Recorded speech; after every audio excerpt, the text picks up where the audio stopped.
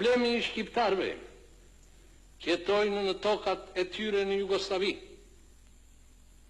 nuk është problem i një minoriteti, i ardhur apo i vendosur diku në një zonë vakum, si emigracion ekonomik, as i shkaktuar nga byndja e perandorisë osmane dhe as nga rritja e natyrshme demografike e shqiptarëve, që i shqetëson maltusët e rinj serbëmbëdhenj.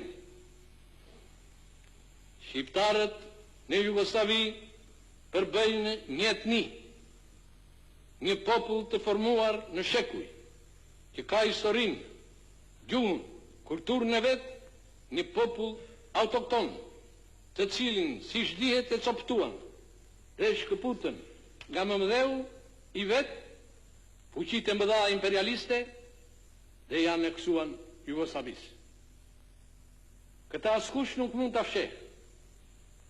Çdo interpretim tjetër është arbitrar, është një falsifikim i rëndë e i dëmshëm i historisë.